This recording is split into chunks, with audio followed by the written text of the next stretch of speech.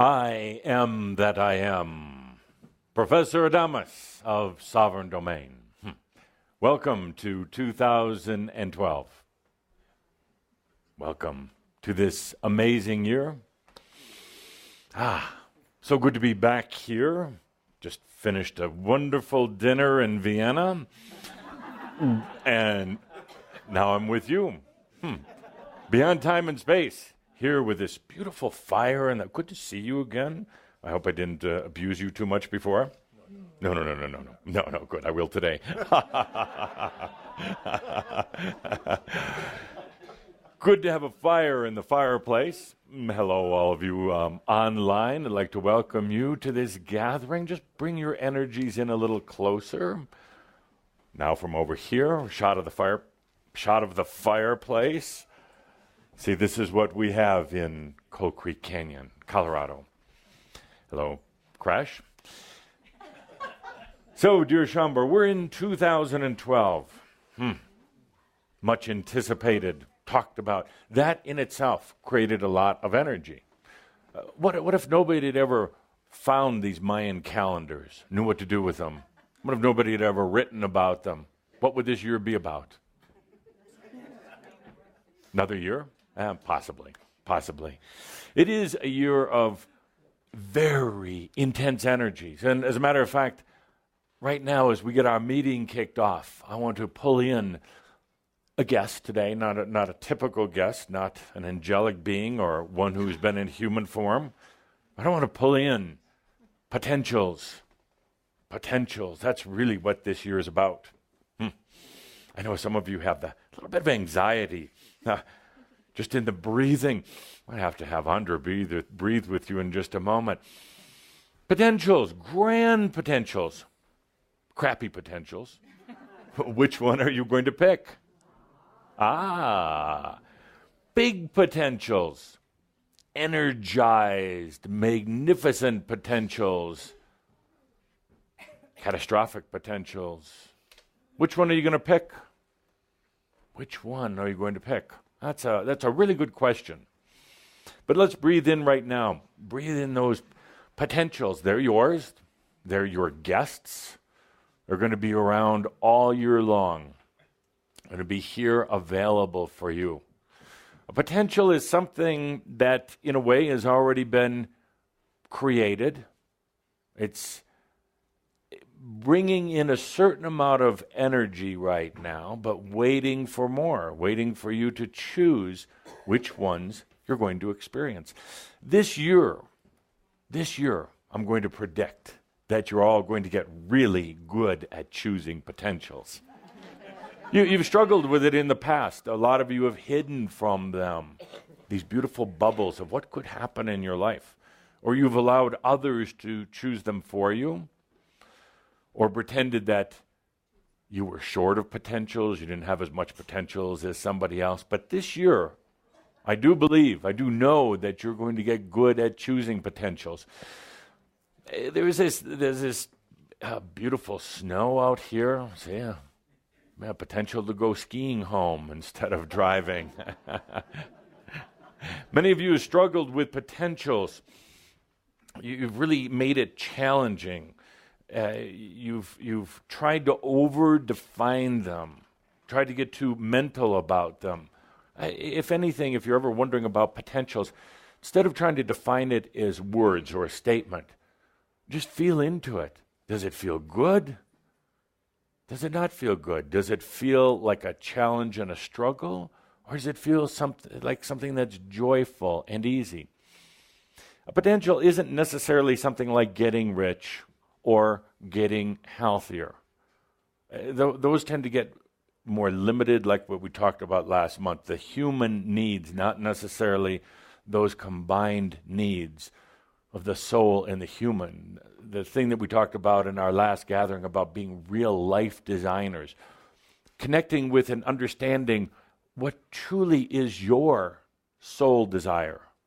Not a soul that exists someplace a long way away, but your soul desire right here.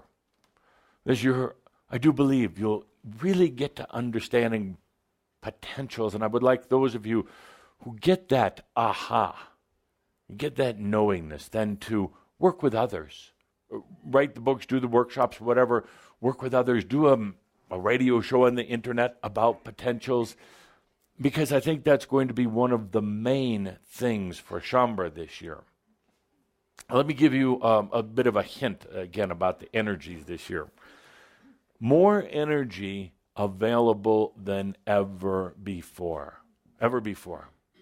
And as I talked about in my recent deliverance, these energies are coming in from a variety of different sources. They're coming from Earth itself.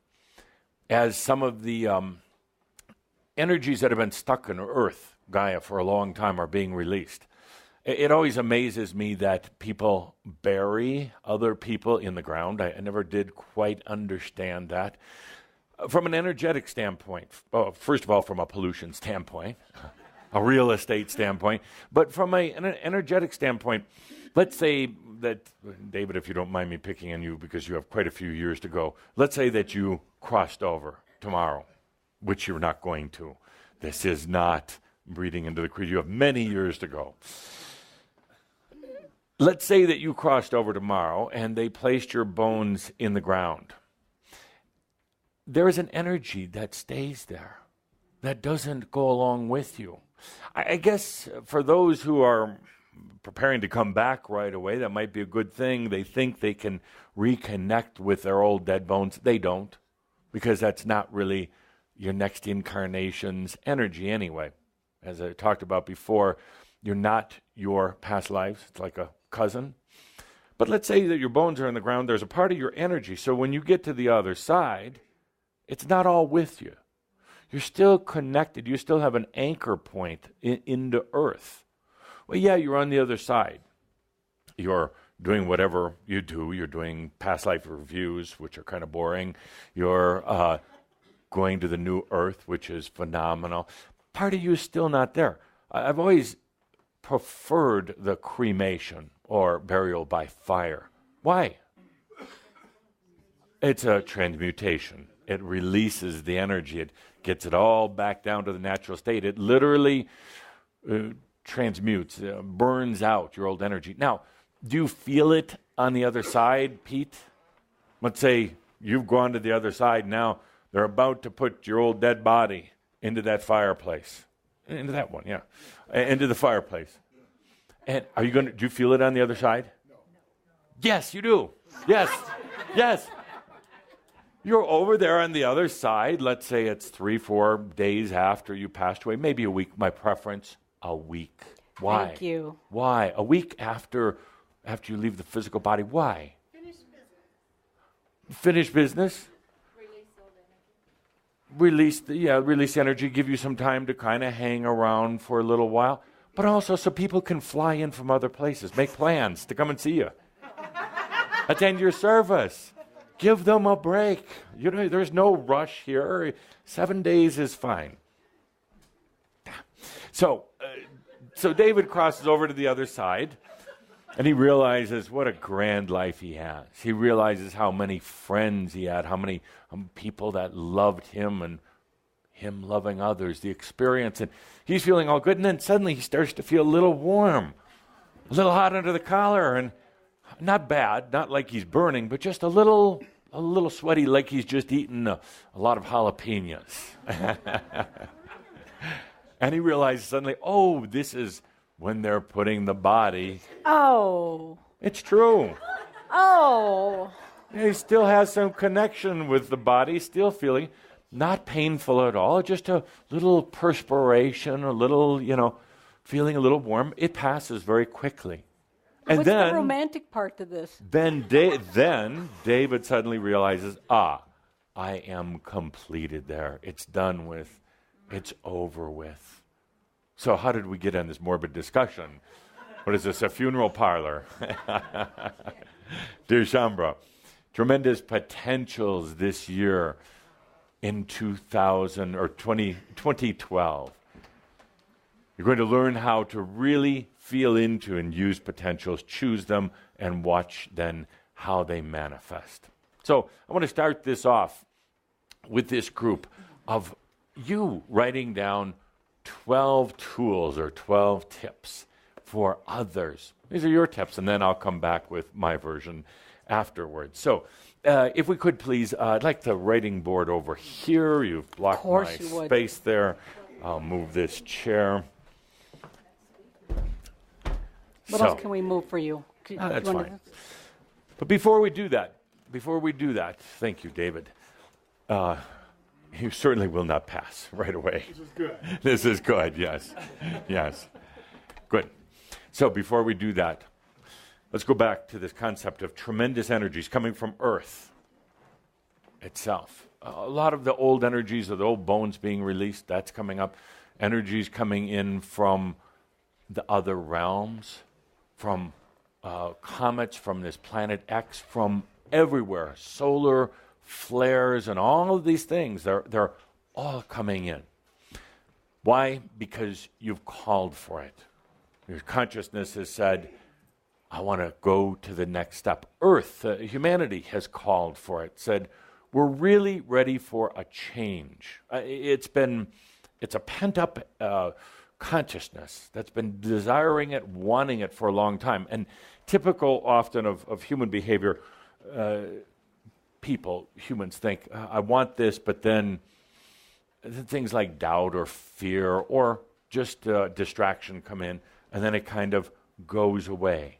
And then they say, no, we really, really want this. Well, you can feel that on this planet right now. What I would call an elegant frustration, a beautiful frustration. Humans are frustrated with a lot of the old ways. And they're wanting something different. So the beauty in that, it is attracting the energies. And they're coming in, and it's going to be amazing. And with that are your potentials. Your potential. So it also begs the question, what do you really want? We've gone through this before, over and over in our gatherings. And a lot of you still aren't clear. What do you really want?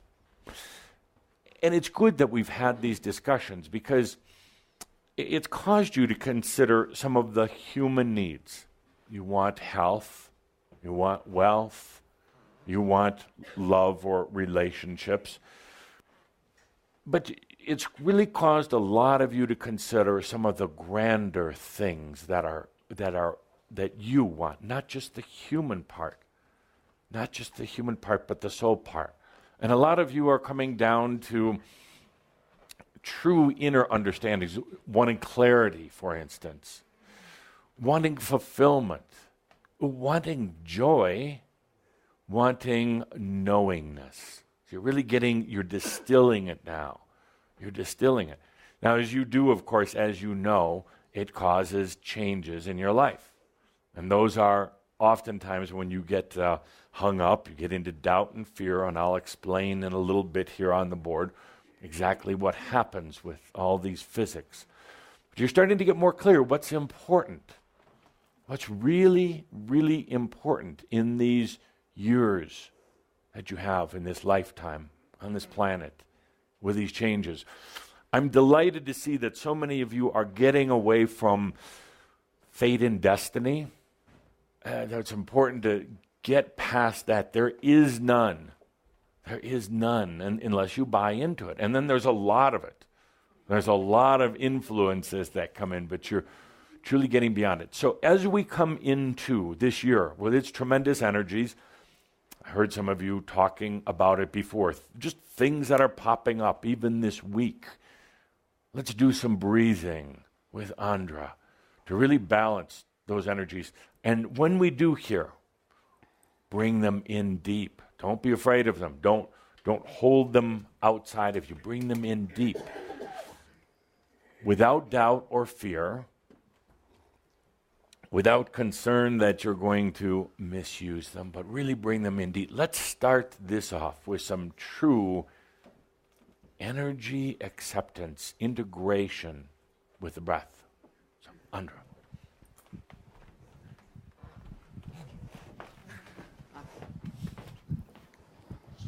I invite you. Receive now this glorious gift. All of them. sparkling, twinkling, dancing around you. Will you breathe them in, settling deep into the core, allowing and receiving with every breath, breathing in, breathing out, this deep, slow rhythm of yes. Oh, yes, sweet ones, come, come, let's dance together as never before. Feel this, breathing, receiving, breathing, receiving, a breath at a time, a breath at a time, settling deeper and deeper into this grand temple called a body, home. Home for the brilliant creations, all of these potentials that have waited for you. Breathing yes. Oh yes. So willing for you to come, each precious one. Breathing yes. Deeper and deeper into this core stillness. Yes, yes, feeling, sensing, breathing. Yes, yes, with every breath, this rhythmic dance of yes. Breathing, receiving, breathing, receiving, sweetly, sweetly knowing, knowing the potentials have come to caress, to love, to enrich, to inspire. Breathe so deeply for you. Yes. Yes. Sweetly, sweetly celebrating for you. Yes. Breath at a time. Breath at a time. Deep, deep. Much room, much space, much willing to receive. Yes. For the joy of being the grand creator. Yes, so willing. Yes, breath at a time. Breath at a time. Yes, you have lots of room, lots of space to compact them, put them away, knowing feather upon feather takes no space, just the willing to allow. Allow, yes. Allow, willingness to receive, breath at a time. Feel that gentle rhythm, breath at a time. Breathing, receiving, breathing, receiving. Yes. Yes. Thank you. Thank you. Just hold on for just a minute, Andra. So I heard Calder talking before about getting voices in his head. Doesn't mean that they're living in there, but these are little impressions. So a lot of very profound energies, powerful energies this year coming in. And they can throw you way off balance, or they can enhance what you're choosing. So I'm going to ask if, with Andra's permission, with your permission, that you bring her into your head. you embed that little reminder, the reminder to breathe. Now, that doesn't mean she's living inside your brain. It means you're just taking a little energetic recording. She has other places to be, but an energetic recording. So as the year progresses, things happen, and they get dramatic, related to other people, or even world events. That little voice that says, breathe. Breathe, yeah. And so let's do this as a little recording. You can release it anytime you want, but a little embedded reminder. So we'll take a little snapshot of that. Thank you. This request is just for you. Receive. Receive this breath. It comes with such treasures and treats just for you. Breathe. Breathe, yes. Yes for you. For the joy of letting you be loved. Yes. Oh, yes. So much is here for you. Every breath. Every breath. It's for you. Filling you, loving you. Yes. Enlivening the joy that lives within you.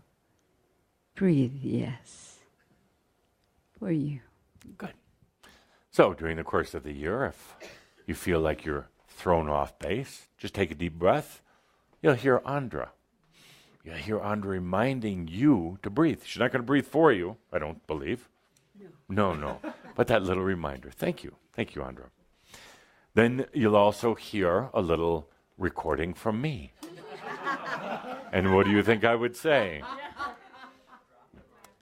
I would say, I'm with you every step of the way. I am, truly. Probably had more enjoyment and fulfillment out of working with you the last few years than anything I've ever done. We have a lot of bouts and times with each other when we're not gathered like this or in a workshop. But my dear friends, you're not alone in this. You have to go through the experience. You have to make the choices. But I'm with you. Sometimes taking a deep breath with you.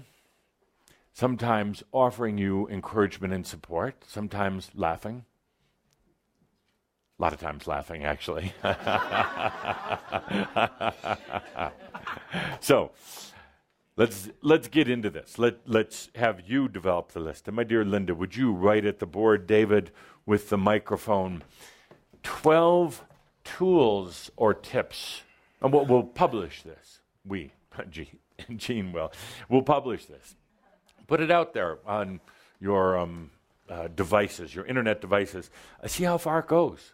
See how far it gets spread around. And this won't have my name plastered all over it, but rather yours. So, tips. What would you tell others? Family, friends, anybody? Somebody comes to you looking for help this year. Let's keep it distilled. Don't give me a long essay. It has to be something that we can write. I don't think we are going to need more than 2.5 pages. So, where do we begin? Microphone to the audience. David, Linda, do you mind writing? I'm happy. Good. Tip number 1. Stay out of your mind. Out of your mind. Good. How do you do that? Breathe. Breathe. That's good. That's good. Sing. But let's dance, say you ride your bike. Yeah. Let's say you breathe and then you go right back into the mind. Then what? How do you go beyond that? Even more breathing, yes, but create something. Absolutely. Create something. So you want number 1 to be beyond the mind? Beyond the mind. Now, a lot of people would say, so what's beyond the mind? Well, to them, it's probably going to matter. To you, it probably doesn't. But to them, that's a scary proposition, going out of the mind.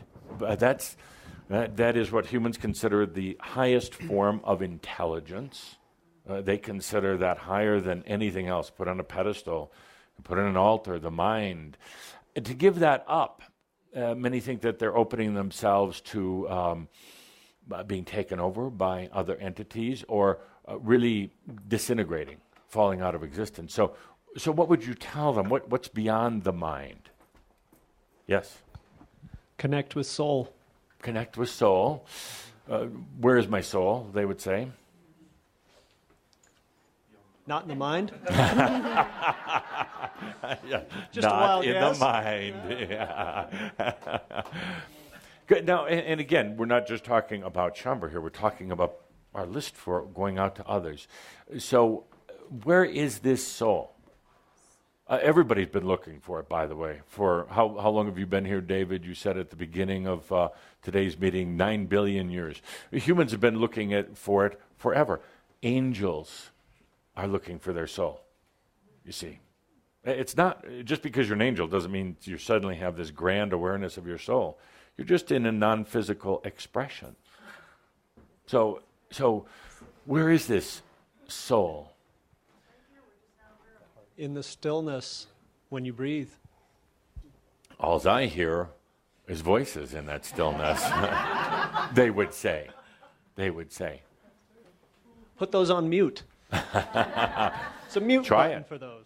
How many of you have been able to put those mind voices on mute? On all your meditation, how often can you really do that? Not much. When you're in your mind, when you're meditating from your mind, it's almost impossible to stop those voices. That's why Tobias, myself, are not such big fans of meditation the way it's done. Best way to meditate is go take a walk. Yeah, truly. And as Tobias said, meditation is in every breath, in every experience. It's not 20 minutes a day, off in a room by yourself. God knows what they're really doing back there, but it's every moment. So, back to the question, beyond the mind. So if you're beyond the mind, where are you? I'm going to let David run with the microphone.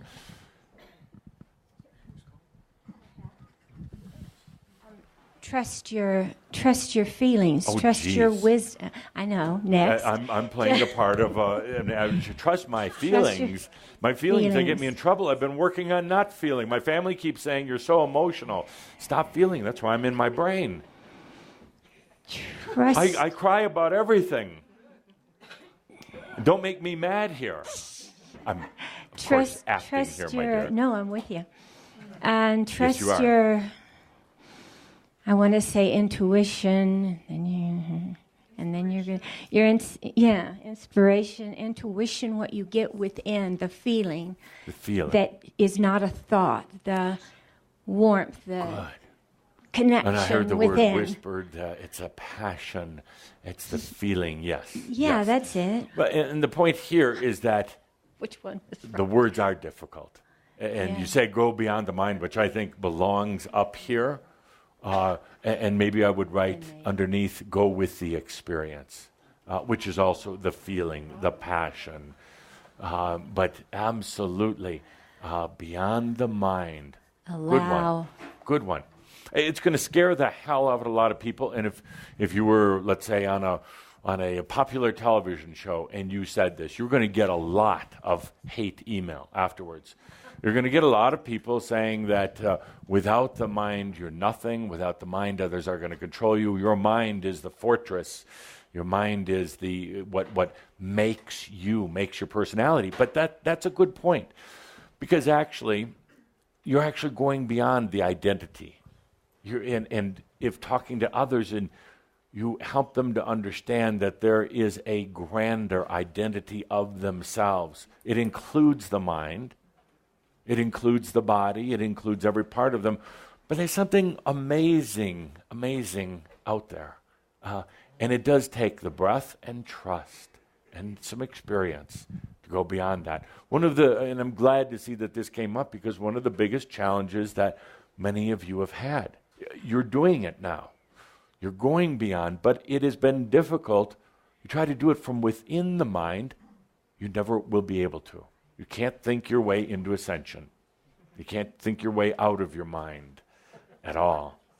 So it comes down to really then understanding the difference between your thought and a feeling, a mental activity and your true passion. It comes down to the difference between having to make logic of things versus just feeling and experiencing those things. Artists, those with the true artistic expression abilities, everybody has abilities, but those who are using it will find it easier. They kind of understand. Let's say you're painting something. You're not really thinking about it. You're experiencing the feelings with it. Now, part of your mind is functioning, picking the different colors and having to manipulate or handle, not manipulate, but manage your brushes and the lighting in the room and everything else. But suddenly you get into a flow and into a feeling. That is going to be so important this year because it's going to have its bumps, its ups and downs, its shakeouts and everything else. And there's going to be a tendency to get into the mind about it, to overthink it. That's where you take that deep breath. You hear Andra now firmly implanted in your mind. By the way, you can push the button and eject her at any point. It's not stuck in there. That's where you hear that voice say, in a loving, very Kuan Yin-ish kind of way, take a deep breath. The experience. The feeling. Good. So I've felt a few people here concerned, oh my God, now I've got this other entity in me and Andra, and just when I was like discovering myself, as Sartre would say, oh crap, I got another one in there. No. This is just a mild, energetic imprint that you can release anytime you want. So, good one. Next on the list. Next on the list, I will say, forget about all the rules, forget about everything you think it's good and bad, and just make up your own. Good. If you really think that at the end of the year, in December, the world's going to end, then let's make of this a hell of a year. Yeah. If it's going to end, let it end in style. Exactly. If it's the last one, when let's party, enjoy, celebrate, and nothing matters anyway, right? Party every night. Exactly. Just follow your passion, enjoy, and live. I mean, if it's actually going to end as they believe, well, then, let's make the most of it. So rules. Now, that means that just rules for right now. That means when you leave here, you can hop in your car after you've had a couple glasses of wine and drive like a bat out of hell down the icy, snowy mountain road, and the rule's not yours, correct? That's not what I mean, though. That's not what you mean, though. So there's a disclaimer here. There's some splaining need to be done. So, absolutely. And this is an excellent point also, because when we've talked about rules, the rules are not yours. Certainly, there are so many times when Shambra misunderstands, and they think that's about everybody else. A lot of the rules, a lot of the laws are agreements between humans to create some semblance of balance. So those aren't necessarily bad. When I talk about rules, I'm talking about the rules you have for yourself. You have a lot more laws on the book, in your book of life, than there are laws in the state governments or federal governments or cities. A lot more. Rules about what you should and shouldn't do, how to dress, how to act, how to be, the good, the bad, all of these rules. So the question becomes, and I absolutely agree this should be on the list, rules. The question becomes, what rules? And what happens? Are you saying total anarchy in the system? No, I'm talking about all of those things that we've been taught by other people, either our parents or teachers, saying, you shouldn't be like this, you should be like that. And when you feel uncomfortable with that, then that's when you know that it's not yours, and it's probably something that doesn't apply to you, and maybe you just need to find your own way to express yourself without making everyone else uncomfortable, but being uncomfortable on your own skin. So I would say in rules, you have two tablets. Stone tablets. One is the rules that have been impressed onto you, impregnated into you, or embedded into you by others, your parents, teachers, news media, the religious and spiritual leaders. Have-tos. Yes, the have-tos. And the other side of the tablet are your rules that you've had for yourself. Sometimes these are in absolute conflict, but yet you still seem to coexist. Sometimes there's not. So this is wonderful. A good thing would be to, first of all, what's yours, what's not in the rules. What's coming from someplace else? Typically, if you say, I have to act a certain way when I go to let's stick with our death theme, funeral. I'm doing this intentionally to make Caldera nervous. He saw something on the internet, I don't know why he goes to these places, but that said that Crimson Circle was a death cult. Whoa. Whoa. So, yes, that's what we teach every time. How to die with grace, absolutely. And dignity, not the old human way. How to live before you die, actually, is, yes, the cult of living before death. So, staying with our analogy on the rules, what's yours and what's not? Take a look at that. Many of the things that are in there aren't really yours. So, are you ready to release them? Then take a look at your own rules. When approximately, you feel into it, when approximately did you create that rule? Does it serve you anymore? Doesn't mean you have to have anarchy. You could if you wanted. But it means that releasing of the energy behind the rules, expanding yourself, getting back into life. Good. Letting go of the limits. Letting go of the limits, absolutely. Are you doing that? I'm trying. You're trying, yes. Yes. Definitely, I'm you trying. You have to hold that straight. You have to sit straight now. Yes, and you have to stand up. And So, good one. Excellent. Thank you. Thank you. Appreciate your input. Next on the list. And remember, we only get 12 today. That's the rule. That's the rule. So we want to make these. What are you telling the world about 2012? What are Trust yourself. Tips or tools? Trust yourself. Okay. And then you can integrate your experience into your wisdom. Yes. And let's put that on there. Trust. That's a big one, Edith. That's a big one. And let me start dissecting it. Do you trust yourself? She'll need the microphone for a long time. We're going to have a conversation back and forth. Back and forth. Edith, do you trust yourself? Yes. Yes. Yes. Implicitly, 100%? Yes. Really? Yes. Good. Excellent. Thank you. Thank you for that answer, actually. Because it's like Kathumi says, you say, yes, I am enlightened, and then that literally starts happening. So, what would you tell people who don't trust themselves? Doubt can cause you pain. Doubt can cause you pain. I'm going to talk about doubt later.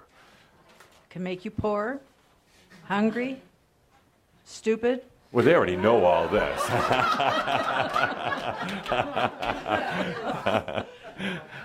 How do you know such wise things, my dear?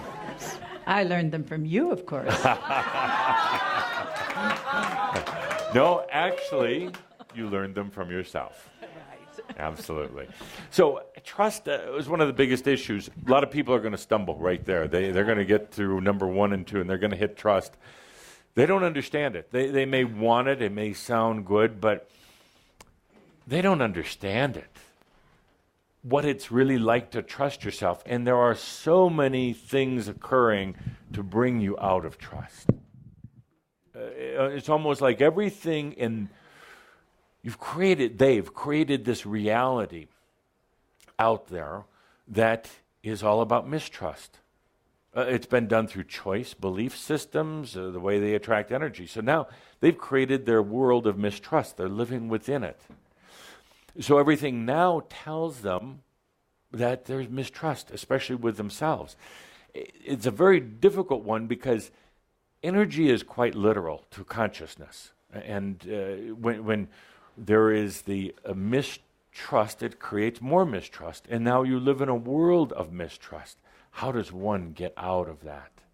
How does one truly get back into trusting themselves when everything that is happening to them, suddenly they walk away from a great conversation with you about trust, they walk out the door, slip on the ice, and break their leg. What do you think is going to happen? Well, we're going to go back to mistrusting. That was a bunch of crap, as Sartre would say. Yeah. We'll need to have you cue you to when to say that at the right point. How many of you have had similar experiences? You've been to a workshop or a gathering of some sort, or you've just read an inspiring book or had something inspiring in your life, and literally the next moment, the phone rings and it's bad news. Or you slip and fall, or whatever it might be. And what happens? You go back to the thinking, and you get back to mistrusting. And then you wonder, maybe this wasn't for you. Maybe Spirit's trying to tell you something. Maybe you're on the wrong track, and you contract. Thank you. Trying to get that through culture today. So you contract. So trust is a good one, but how does one learn to trust themselves? Choose it, yes. Now you're going to get a bunch of experiences that have to do with trusting. It's not like it's just going to manifest right away, but you'll get a lot of experiences about mistrust in order to help you trust. Interesting the way energy works. How does one learn or experience trusting with themselves? Big one. If we can answer this, boy, we're going to graduate into another level. Yes? We need the microphone here. Okay. Acceptance. Acceptance, yes, I would agree. And I think everybody here would, but you're telling a person on the street about acceptance. Now they're really confused. Trust and acceptance, two things that are very, very foreign. I totally agree with what you're saying, but how do we distill this? How do you get somebody to trust themselves? Yeah, love. Here you go. Self-love. Self-love. Now we've really hit on one of the most difficult things. So let's put underneath here acceptance, self-love.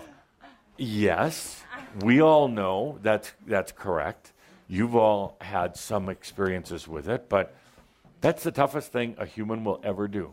It's the toughest thing any angel in any of the realms will ever do. That's the truly, ultimately, the experience of Earth is self-love. The most difficult thing. Believe that you can do it. Just believe that you can do it. I would argue that one because, first of all, what's the basis of belief?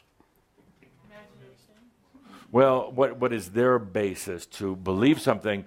Because their experiences.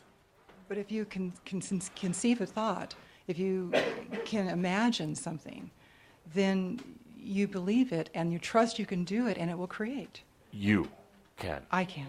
You can.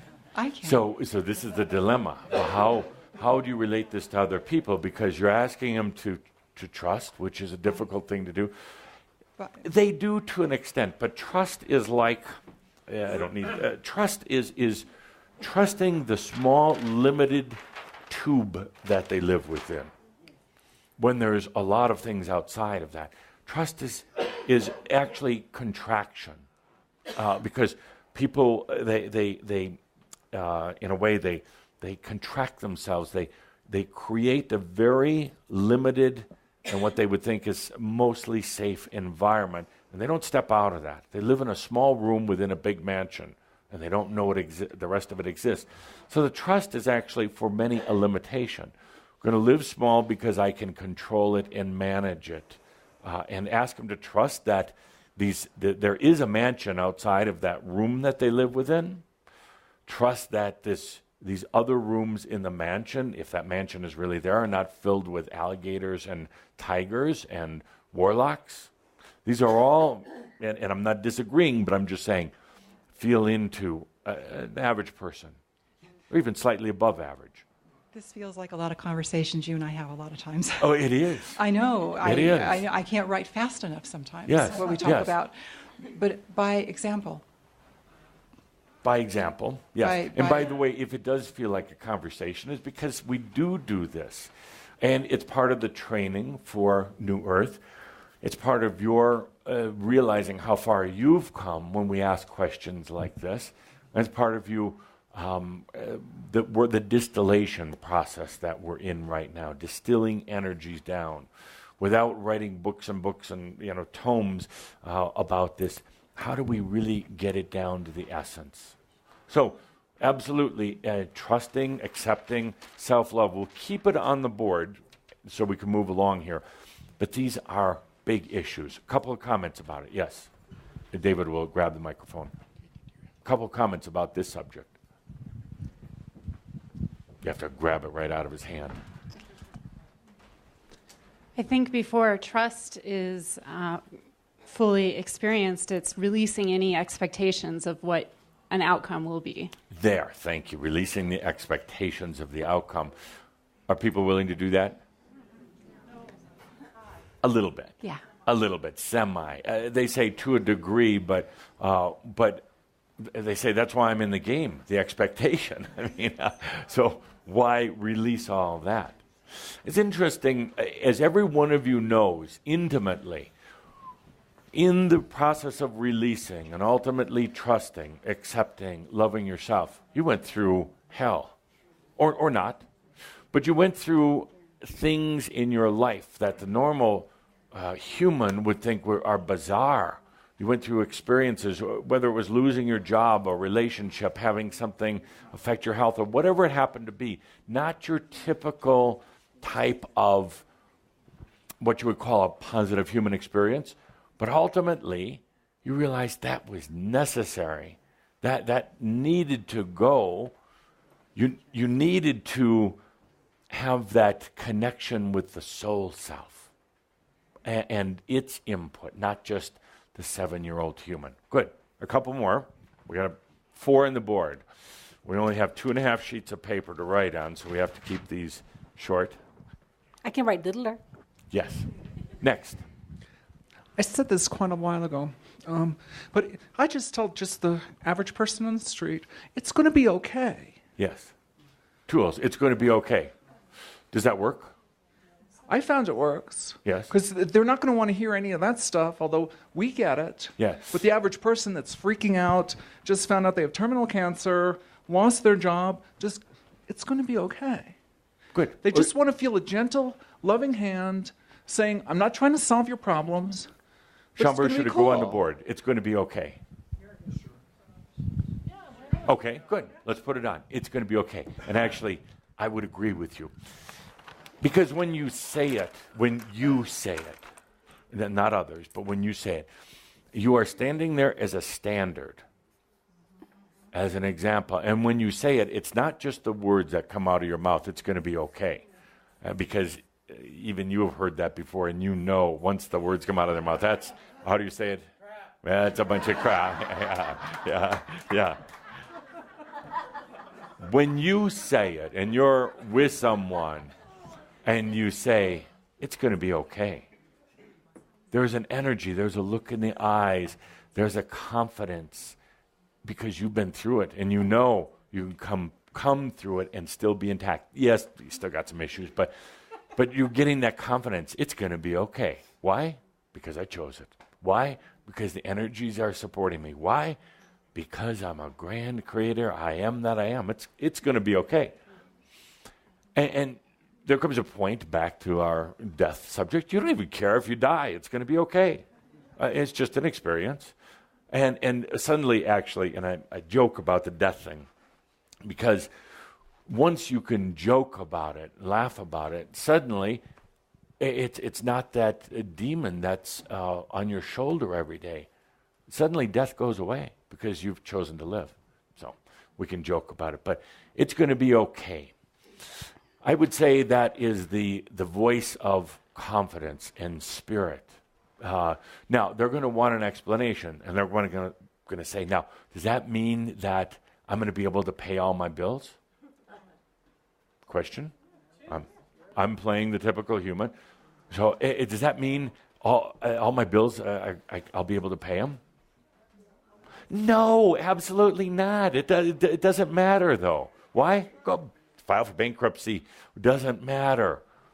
When you start focusing on those things, and you get the immediate response, typical human response, you say it's going to be okay. You're looking into their soul and saying, it's going to be okay. The soul lives forever. The soul is having a grand experience. And bills, doesn't matter. It's going to be okay. Maybe you pay them, maybe you don't. Maybe you have find a new relationship, maybe you don't. It's going to be okay. You learn to love yourself. You're going to realize you don't really need the money. You have all the energy you need. It's going to be okay. Okay. So, here you are. You tell them it's going to be okay. And they say, am I going to find a new job? And you say, you might. You might not. It's going to be okay. You're going to say vote Democratic.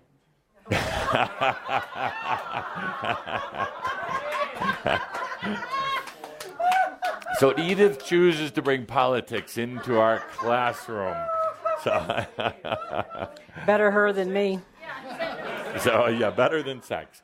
Okay, we're up to 5. Let's go to 6. David, microphone, you got plenty of hands up. Sark's hand's been up a long time. Very active group, very enlightened group. Rupert. Allow change, even choose change. Yes, allow change. Good. Stay flexible, because change keeps you unstuck. It's inevitable. It's inevitable. So if you're actually allowing it, or even choosing it in some small ways, yes, it makes it easier to actually for it to flow through your life. Why do humans not like change? Scary. Why? You don't know. It's uncomfortable. You don't know. And I go back to my analogy, living in a small room with no windows within a huge, beautiful mansion, but they've isolated themselves in the room because it's manageable, it's controllable, and they've learned how to handle that. These other rooms in the mansion are just overwhelming, unknown, uncertain. So, but you talk about change, and change is a wonderful thing. Thank God for change, and thank yourself for change. That there is this natural evolution process that you really can't go backwards. You really can't, no matter how hard some of you have tried. The change is inevitable. So, but when you tell people allow change, and they're going to say to you what? What kind of change you mean? They're going to say, yeah, that's what they're going to say. What kind of change? Well, it could be anything, but I guess what I would say is that if you can actually allow change just in small ways in your life, break up routines, choose small differences, yes, daily stuff, yes, then other changes that might be coming through, like changes in you lose your job, you lose your partner, whatever, yes, all of those are going to be a bit easier. Yeah. Now, and if you don't mind, I'd like to modify this to embrace change. Embrace change. Yep. So it's not just allowing, but it's actually embracing it and rejoicing in it, and it's amazing. And there's still going to be the concern that they only want good change. Sure. Good change. Yeah. Well, yes. But isn't that then a judgment? Yeah. Isn't it important to help them understand sometimes if the arm of the pendulum is like this, just frozen, it's not moving, that's a lot of humans have that energy. There's not a lot of swing there. Once it starts going, it's going to go both ways. And to both ways to what of their judgment, some what they consider good, some they consider bad, it comes back to the point of trust. Can you just let that pendulum flow? It comes back to the question that they're going to have is who's making that pendulum move? And is it being manipulated by some other being, even, quote, the soul, who is distant and removed from most people, or God, or their spirit guides, or a group of angels? So it comes down to who's making it move. It comes down then to the understanding they really are, but they're just denying it. So, good. Next one on the list, and I'm going to go to Garrett on this because he had one that I heard earlier in the week that was important, and I want to give you credit for it.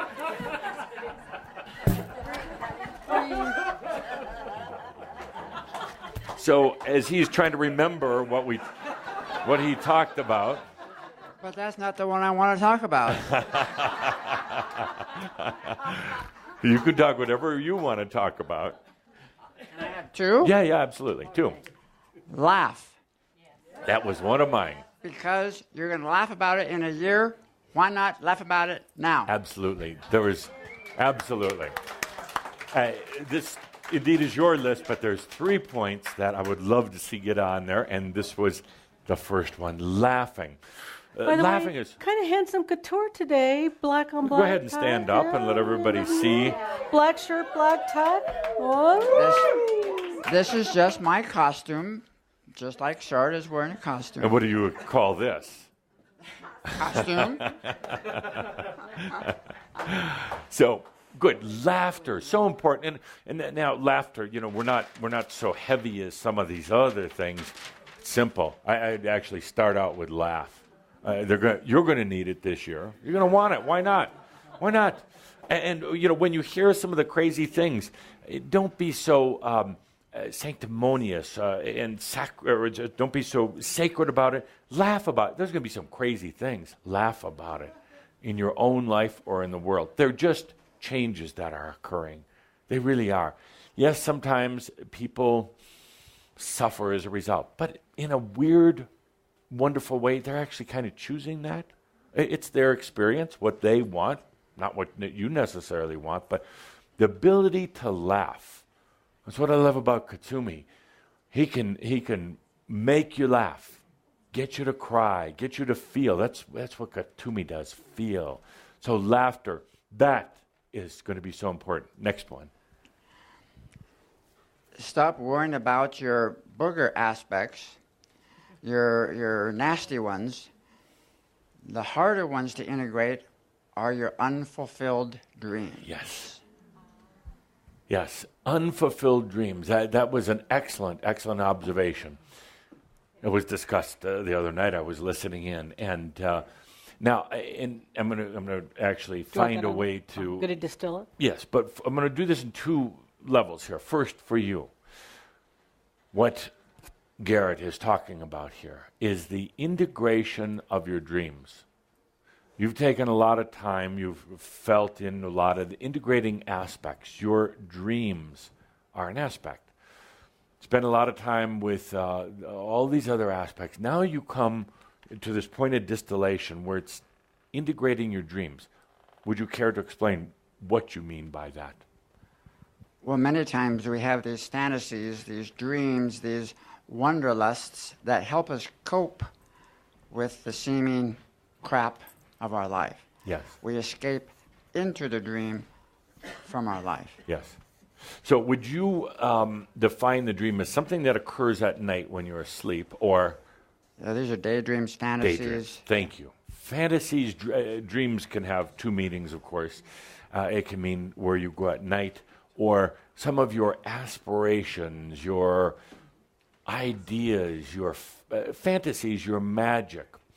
So integrating the dreams, you might want to write integrating dreams, so important for you this year.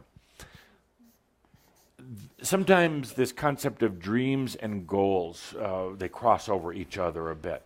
I'm not a fan of goals or a lot of planning. I realize some activities you have to manage details, but in a broader sense, I'm not a big fan of goals because you're setting usually mental and oftentimes unrealistic expectations for yourself. However, dreams are from the heart. Dreams are open without having to go through a series of steps to get there with a defined outcome. Dreams have no closure at the back. Dreams are open. They continue to expand, whereas a goal is very linear. It stops at a certain point. Dreams are held by so many of you in another realm. The daydreams, the feeling into things, the imagining things, but they're out there. They're outside the tube. We're going to talk about in just a minute. And you don't bring them in. I think for Shambra, this is perhaps the most important thing for this year, integrating your dreams. Because in your dreams is your soul, is your wisdom, are your potentials. Dreams are potentials. Your soul is potential. So integrating your dreams, bringing them into this reality. Now, that doesn't mean that you then have to try to plan the dreams and try to force and work the dreams. Just let them flow in. It doesn't mean that you need to suddenly, if you thought you had a dream about dancing on a big stage in France, but you're 78 years old, doesn't mean you need to actually go do that. See, that's where you get mental and linear. You can have that dream and the essence of it and do it without ever having to travel. You can have that dynamic in your life integrated with you. Once you start integrating, you'll realize it doesn't have to be fulfilled on a physical stage. It could be. It doesn't have to be on a big stage in Paris. You could create your own stage. It doesn't have to be done literally as the mind would sometimes say you have to do it. You look underneath the surface for the symbolic energy. The symbolic energy is more about the expression, the joy, the singing, the sharing with people. That's the symbol. The literal part would be saying, I have to go to Paris and I have to do it at this theater on this date, and that's where the frustration comes in and the anxiety, and that's where the mistrust comes in, because if it doesn't happen, then you think you did something wrong. When you feel into your dreams and you integrate them, you suddenly realize the specific doesn't matter. You look in the underlying energy. Singing, joy, creativity, sharing, energy, movement. Those are the important things. Suddenly, you'll realize that the literal, what you thought was literal, having to be at a specific place with a specific number of people, was irrelevant. Irrelevant. Good. Excellent.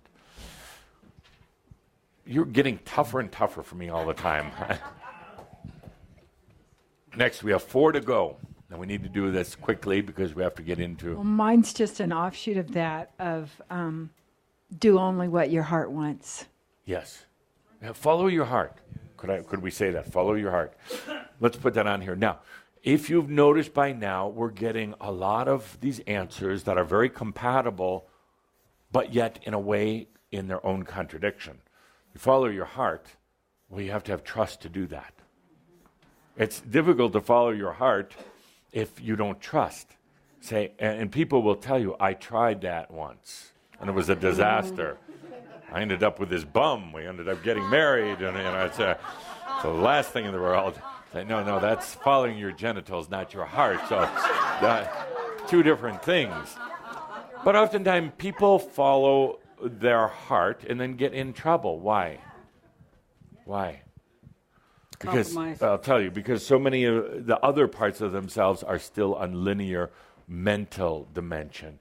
You got part of them that's following the heart, but the big part following another path. Those don't always work together. Sooner or later, they, like you, they will learn that it can all be from the heart.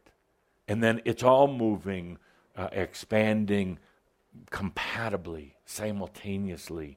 But when a person first starts to follow their heart, and they send off that one ray or that one energy experience into the heart, it can be very difficult at first. And then they retreat back into their little room, say, that didn't work. That's a bunch of crap. Thank you. Sorry, if we're going to do this, you have to be alert. You have to say crap before I even think crap, okay? Yeah. I know where you were.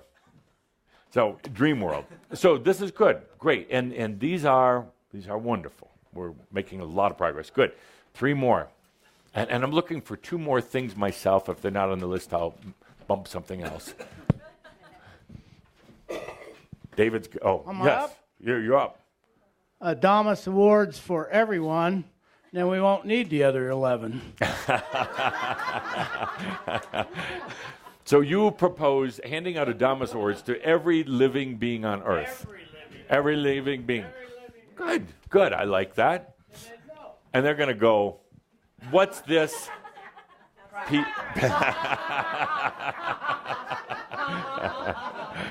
I asked for gold, and all I got was this. Good, thank you. Okay. I don't think there's enough room on the list to put that one on there. So, but good try. Good try. Yes. Okay.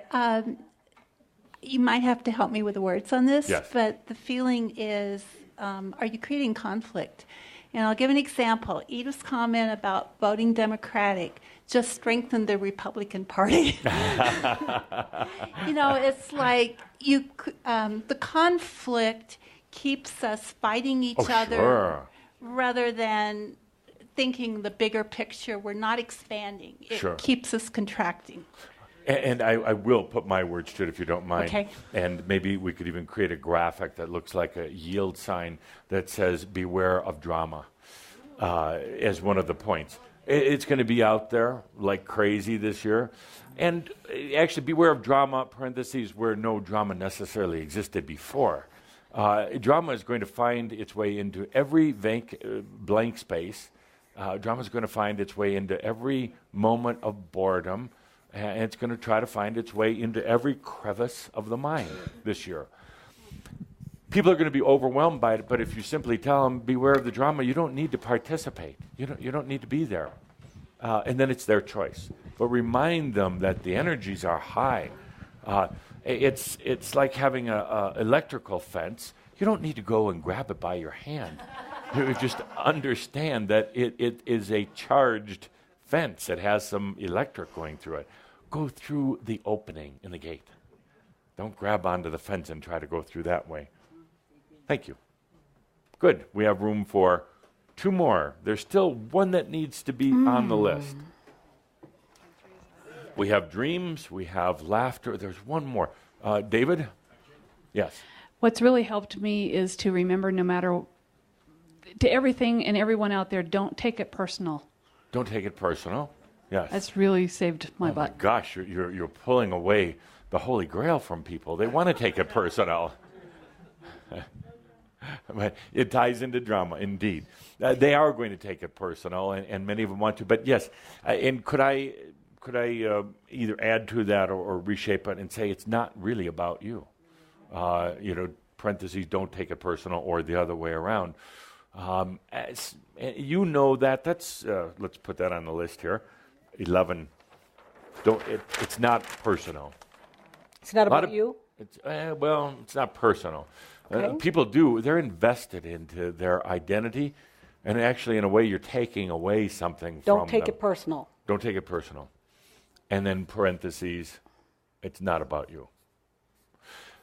So that's going to be a tough one, but the ones who are really looking, ones who are really hurting, are going to listen to it, and they're going to perhaps realize. So, good. One more. I'm looking for one more that belongs on this list. Create. Create? Yeah. For you, yes. Yes. For Shambra, absolutely. For others, they're not going to know what the hell you're talking about. Okay. But it should be on the list, but I have one that I truly want. You have an on agenda. there. I have an agenda, absolutely.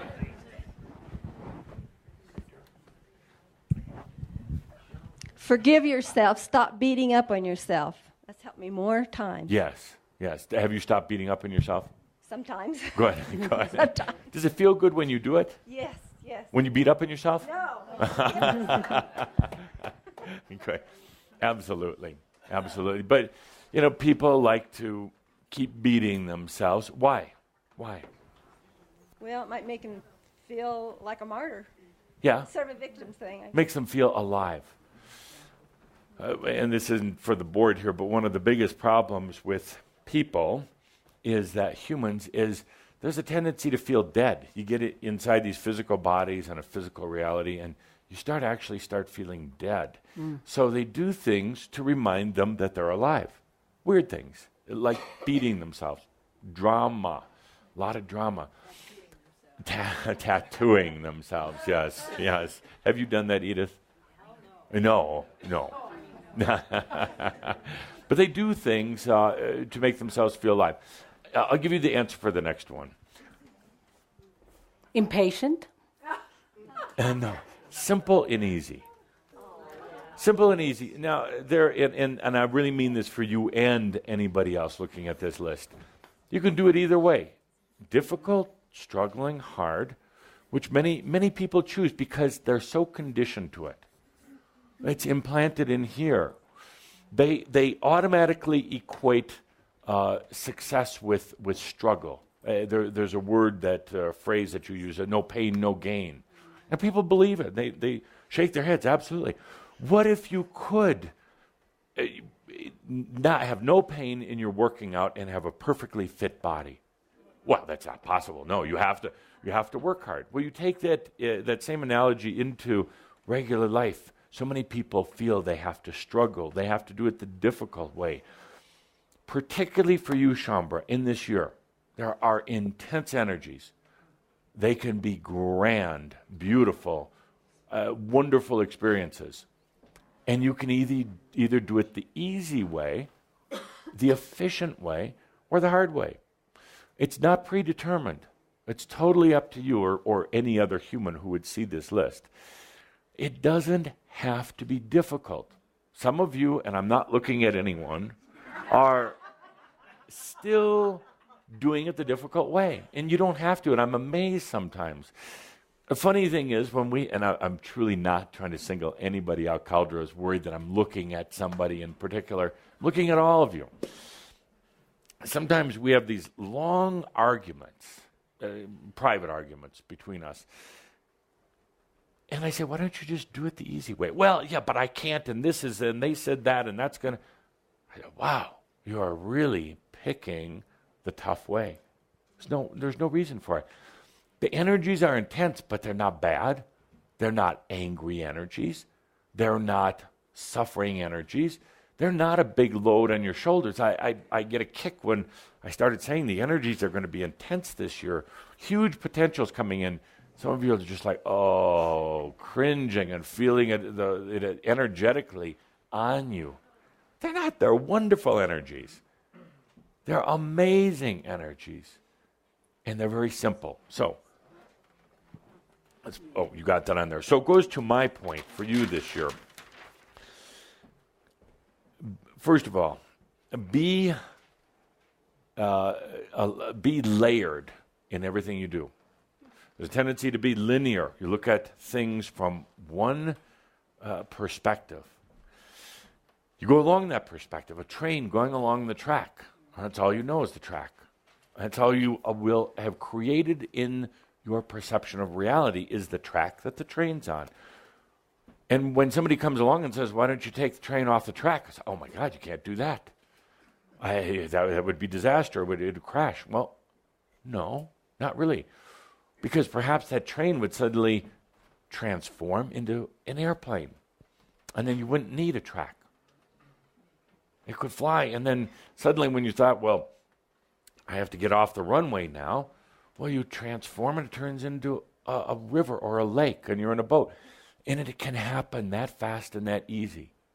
So this year, as these amazing energies are incoming, be multi-layered. When you encounter a problem, when you run into something, when you get stuck, when you're frustrated, stop at that moment. There are layers above, below, to the sides, everywhere. Don't take the old linear path. Everything. Your relationships are multi-layered, even though you're living them rather singularly. You're living them in a very linear way. Your body, you say, well, here's my body, this is what it needs to eat, this is how I have to treat it. No. Go into another layer. How do you do that? Well, you take a deep breath. You let yourself expand beyond what you would hold as your reality. Take a deep breath and say, I know there's more out there. I'm going to expand out to it. Therefore, it happens. It does. Everything that happens this year of concern, whether it's in your personal life or whether it's on a global scale, I want you to look beyond the surface. We talked about this on the brilliant radio show the other night with Astor Doc and with dear Linda Visa. And this was a setup, in a way, a good setup, meaning that there's medical issues, and you say, I know somebody that has cancer or diabetes or any of these things, and you say, so what's the medical advice? What should I do? Well, the medicine is part of it because you do want to address that energetic imbalance. But you want to understand what lies below the surface energetically, or above or to the sides. What is the energetic cause of diabetes? Anybody? Loss of love, no sweetness in your life, no love of yourself. It's so simple, so simple. And now you combine that with the medical aspect.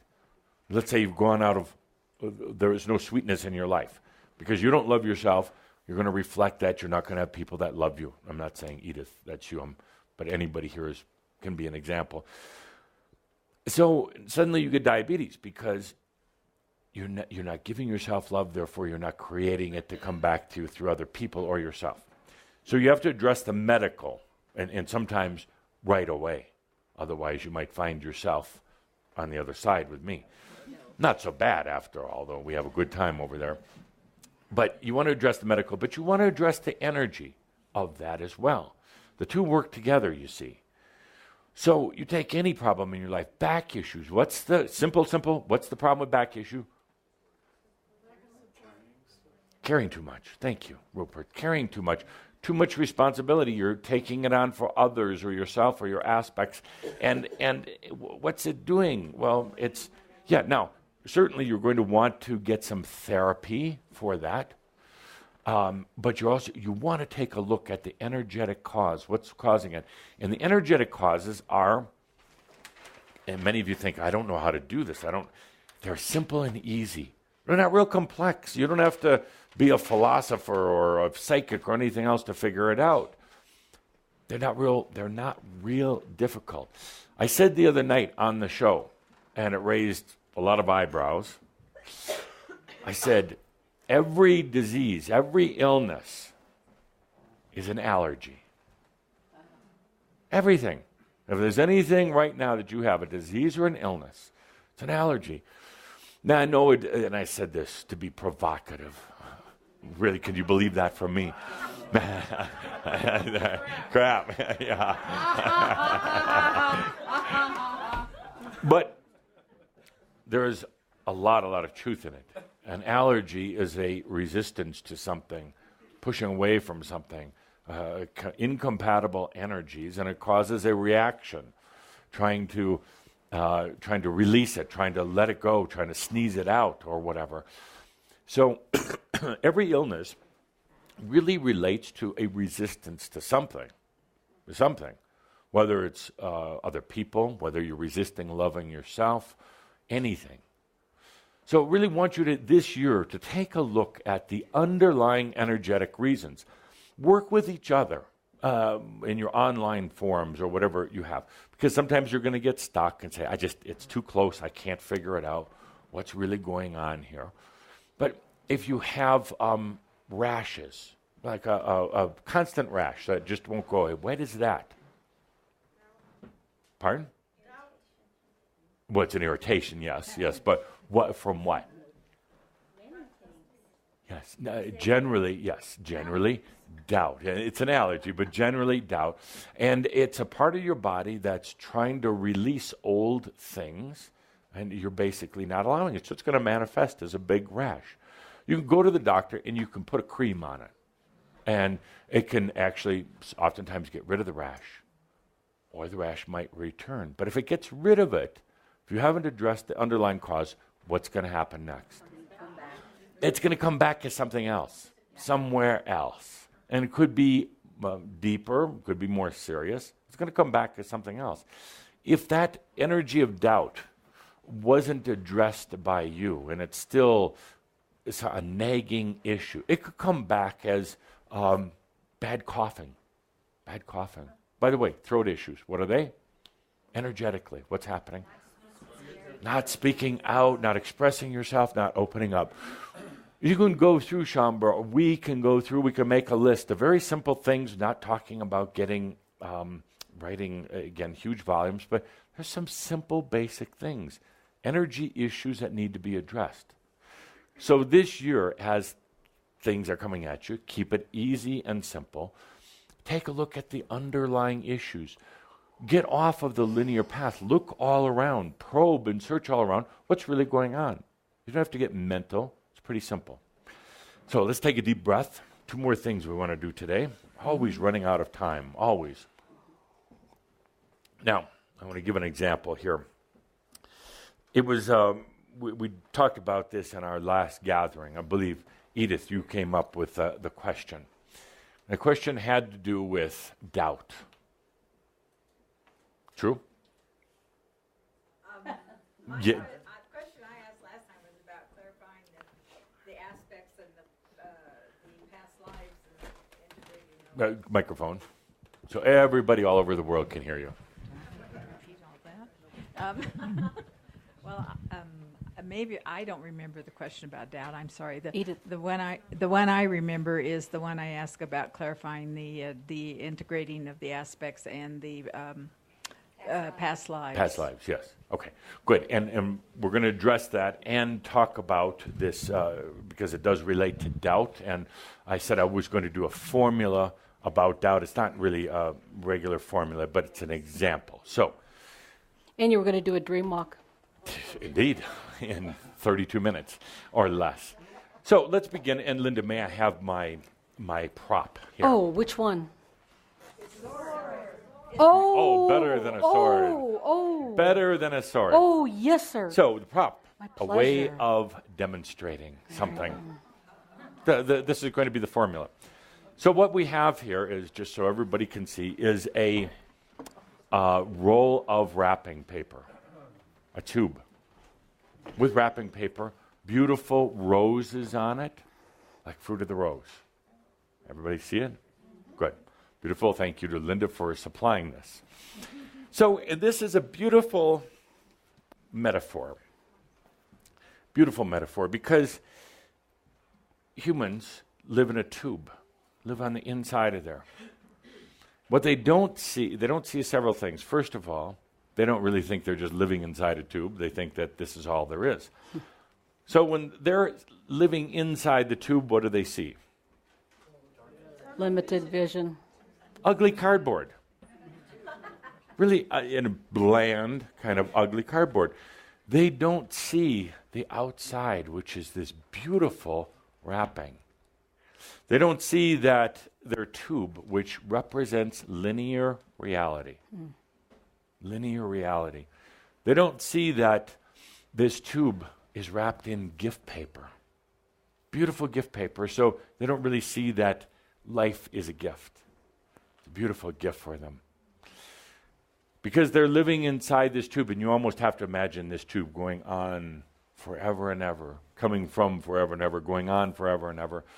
Because they're living inside here, they don't see anything in this room. They're trapped in there.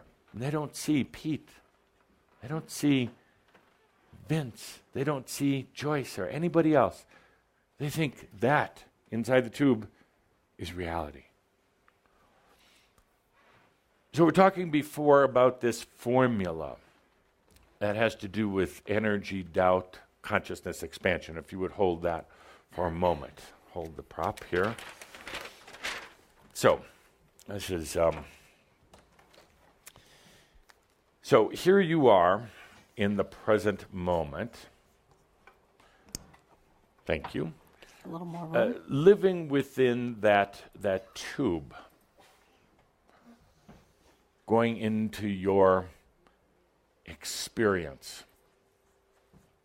And the experience that ultimately gives you wisdom.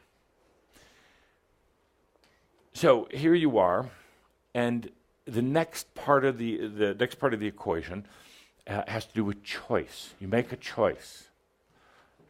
We relate this back to our discussion last month of how all this works, how energy is affecting everything. So you make a choice. And let's say the choice is to expand your reality. So now that choice immediately starts drawing in energies from all over to support it. So theoretically, your tube, here you are in your tube, theoretically in your tube, it should start now expanding, growing bigger, and ultimately dissolving. The whole tube dissolves away. So starting here and then just getting bigger and bigger, because you've made, let's say, the choice to expand your consciousness and awareness.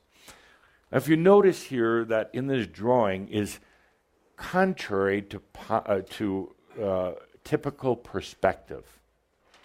In other words, as you go along in your experience, it's opening up and eventually dissolves. Typically, in perspective, as you go on your journey, and it creates a distant end point, or really an infinity point that keeps going. So here you're going along on your journey by choice, drawing in energy, and eventually expanding. Now, the question came in about doubt. What happens with doubt? Doubt is naturally suppresses or pushes away the energies that are supposed to be moving in. So doubt will decrease the level of energy that's supporting the choice that would eventually give you more experience and wisdom. So it's basically like the formula would be present moment plus choice equals expansion, but when you put equals energy and then expansion. But when doubt comes in, it has a way of taking the energy out of the equation or suppressing it to the point that you're never really going to have that expansion, or the expansion just goes along in this linear tube and you're not really expanding, you just continue traveling along here. So, dear friends, the point is, doubt has a significant influence on the energies that are coming in. The doubt comes from you, it doesn't come from anywhere else. So in this year also, take a deep breath and take a look at your doubt. Take a look at what it's doing with the energies, how it's keeping you in a tube, a linear tube. When you release the doubt, you're going to attract a lot more energy. Energy that is simpler, easier, more efficient. Doubt will actually, I forgot one important point in here. In this whole analogy, this tube, I have to get a new sheet here. In this whole analogy, the tube that you have is existing within time and space. So time and space make this tube the reality.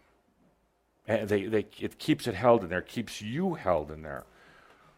So as you attract more and more energies with less and less doubt, it will start blowing away the whole concept of time and space. Time and space are brilliant creations up to a point. There comes a point when you get off of them. You, as I said before, you start looking into the layers and levels, and suddenly you're not using time and space as the measurement devices and as the devices that hold you into this reality. You start expanding out of them.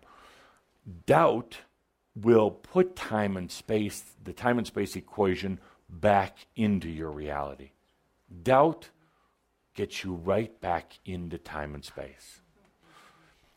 And we'll continue our discussion in our next gathering about time and space how they serve you, and also why it really doesn't serve you anymore.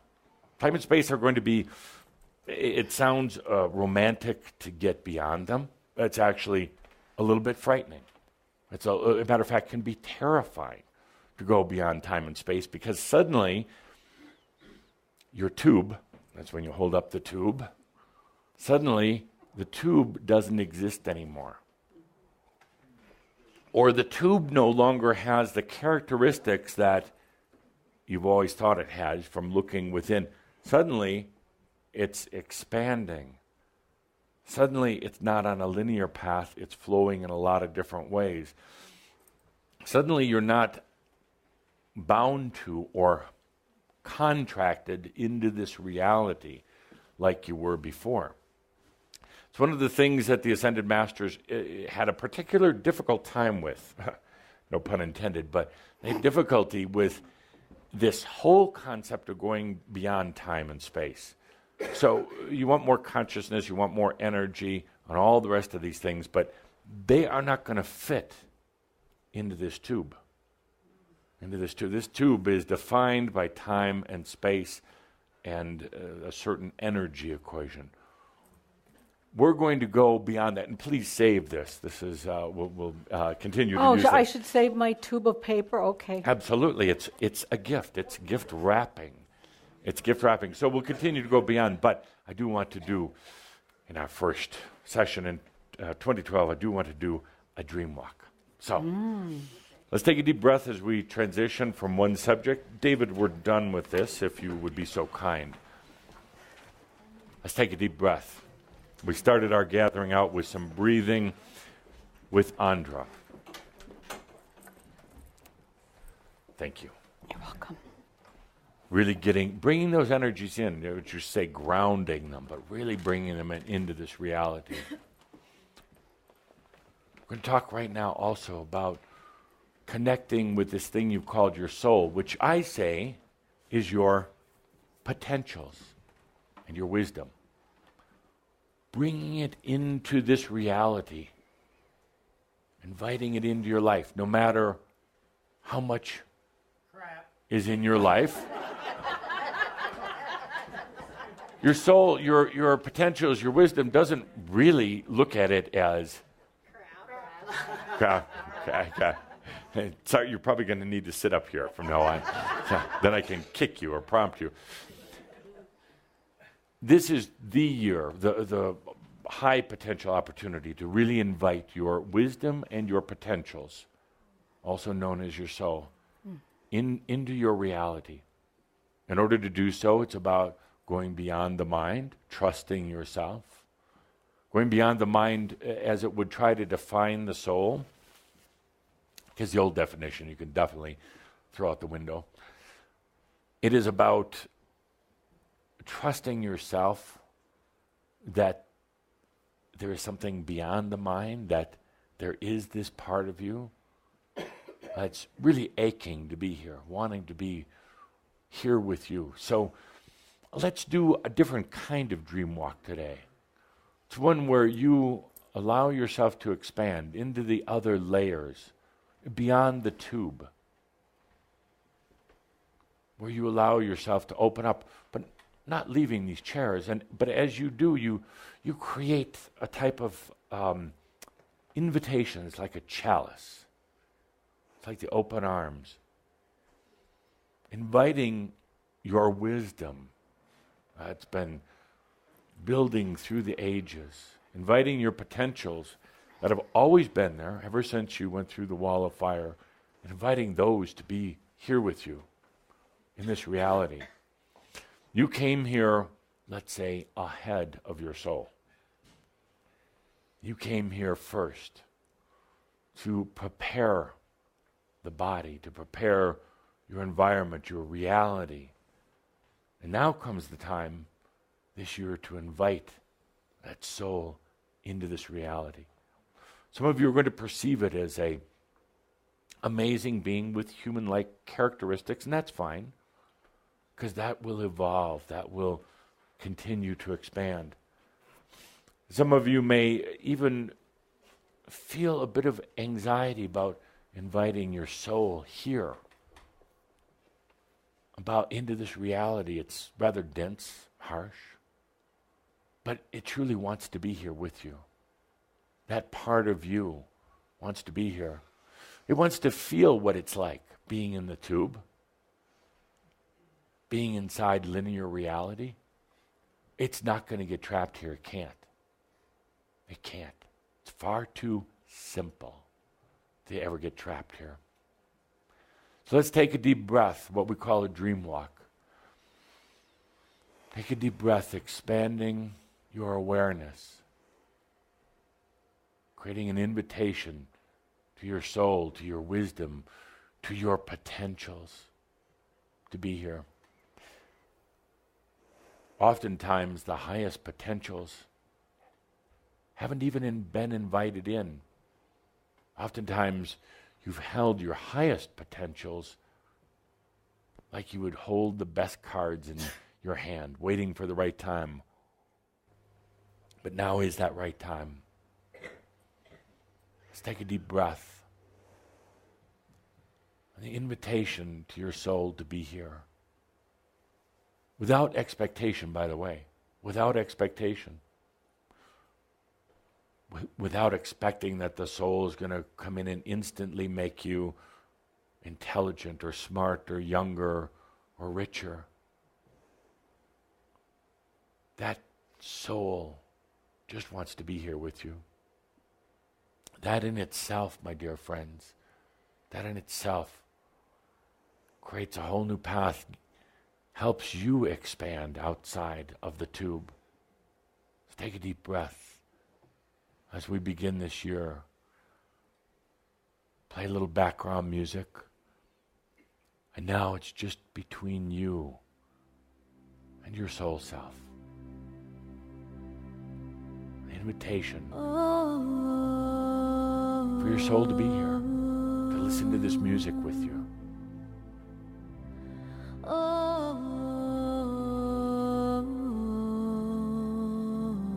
Feel what it's like to be in this reality.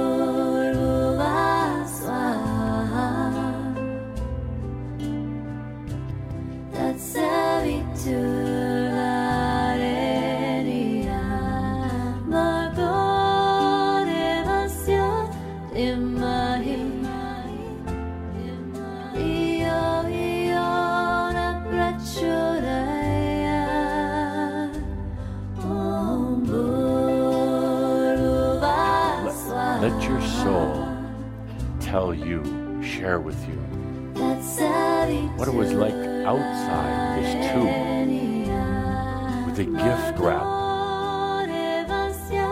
I tell you what, all about the gift wrap, about the reality outside of that tube.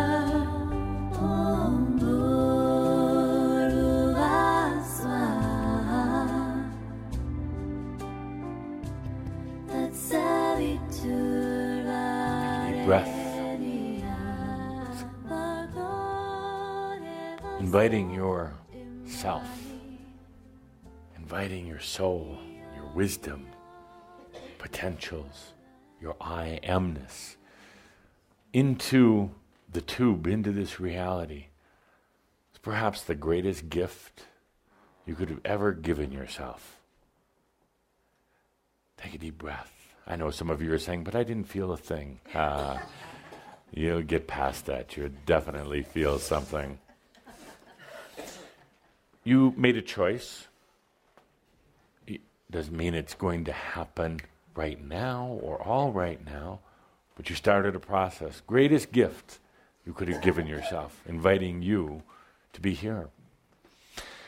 Now, as I said before, sometimes you have to look at things from both directions or multiple layers. Don't always take it literal. Look at it from multiple layers. So you invited your soul to join you here. Been a long time. You kind of kept it away. Long time. Finally said, come on in. I'm ready. Why not? Had nothing to lose.